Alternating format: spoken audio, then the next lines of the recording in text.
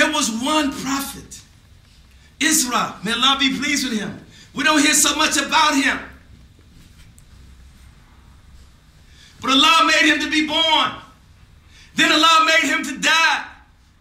Then Allah brought him back to life. Allah said he was the beginning, he was the end, because he had certainty. He died and witnessed to his Lord.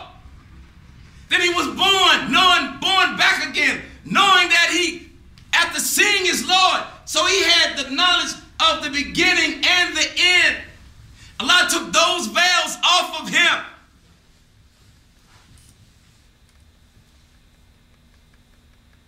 This is phenomenal.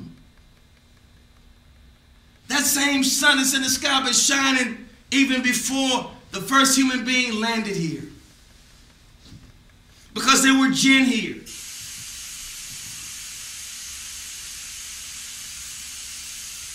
And that same light to give us light was here before we came here. It will be here after we leave. Don't you know all those souls that Allah Almighty brought to this life are not dead? Where are they? And that's why Allah Almighty always, when he raised up prophets to be among the people, because they lost and thought and lost themselves and lost contact with their Lord through themselves, Allah, before taking the prophet away, he was raising up another prophet. But those people were beginning to inherit the light of those that came before them. And each succeeding prophet, may Allah be pleased with them, begin to inherit the light of those before them. And there were 124,000 prophets, each succeeding each other, each taking on a greater light, because now Allah Almighty was expanding their minds, the light of their minds, an expansion of their heart. So they were in need of more.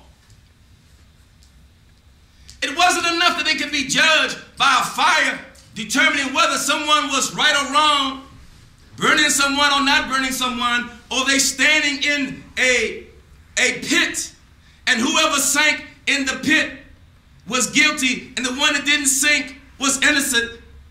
Now Allah was expanding their consciousness. They were in need of more. Prophet Abraham was saying, oh, the sun is God, the moon is God. But then he started to see that it disappears and it sets. He says, that cannot be Allah Almighty. When he passed, that light that was in him passed on to somebody else. And that's not why it's not a blood transmission. The family of Prophet Ibrahim are those who receive the spiritual transmission. Not his blood, because his father was an idol worshiper, and so were many of his relatives. So it's not a blood transmission. Those who are open and asking for their Lord, no matter how ignorant they are, but the sincerity is, there has to be something greater than this.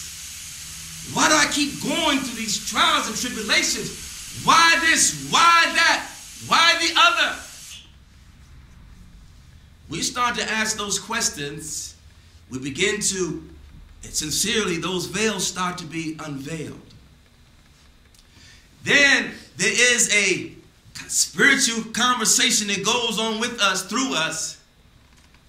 And to confirm it, then Allah Almighty sends his servants to confirm what we were going through in ourselves. To confirm, your Lord knows. The one that created you knows you. Before you were in the womb, when you were in the presence of your Lord saying that you were going to promise to be obedient.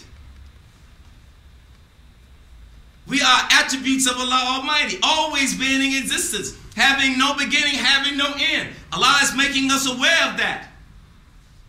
Who else and what else could do what we do? Establish lofty buildings, fly through the air in prison, in iron prisons, go through the bottom of the sea through iron prisons, submarines and flying in planes, driving cars, building roads, being able to think and decide and to figure out, to bring about science, mathematics, to make it comfortable for the human being to be able to communicate through intelligent conversation, to commune with the seen and unseen. This is the expansion. This is Allah Almighty revealing Himself through us. Takbir! Allahu Akbar! Takbir! Allahu Akbar! Takbir! Allahu Akbar! That's why when He sent 124,000 prophets, He said to Prophet Muhammad, when He sent the Quran, He said, I'm completing my favor on you. Now through this one, I'm sending all the attributes that you will ever need to be in oneness with me, to inherit all those that I gave to all the prophets before Him and all that He has been given by us. So where are those prophets? Allah says those who die on the way of Allah, they're not dead. You can get in sitting somewhere. What do you think they're doing? They're just sitting around Allah, hanging around Allah. Oh Allah, tell me this, tell me. No, Allah got them working. Through human beings, their lives are still working. They are the true servants. They are the inheritors of the prophets walking among the earth in 2009. They're the ones that fight their ego. They're the ones that get rid of their lower desires. They're the ones that are sincere, obedient servants to their Lord. Their high is their Lord. Their glory is their Lord. Their happiness is their Lord. Their fun is their Lord. They are paradise people walking around on the earth. We don't understand them because we don't understand ourselves. When we get in front of them, our heart begins to understand something going on. That's a hot wire. Because I'm feeling some heat. This is the reality. Look at us. We are born. We are the nation of Muhammad sallallahu alaihi wasallam. Even though you call yourself Christians or Jews or Muslims or whatever, black people, white people, red people, yellow people, we are the nation of Muhammad. We have the ability to do anything and everything that all the prophets did that went to certain segments of people.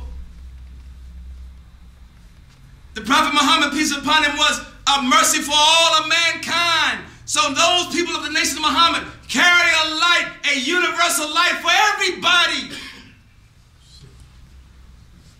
They came to knock out the heart of Shaitan. They came to bury Shaitan.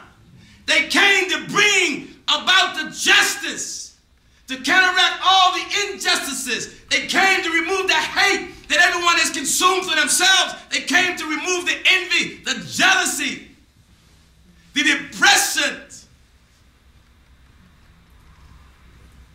to raise hell to be paradise on earth as it is in heaven. They carry the light of beloved Muhammad sallallahu alaihi wasallam. They carry that power, that glory. And step by step, Allah Almighty begins to unveil those people before our very eyes as we become sincere servants to hear and obey. Allah make us to take a benefit from Himself through His servants. Because there's no other way that it could happen.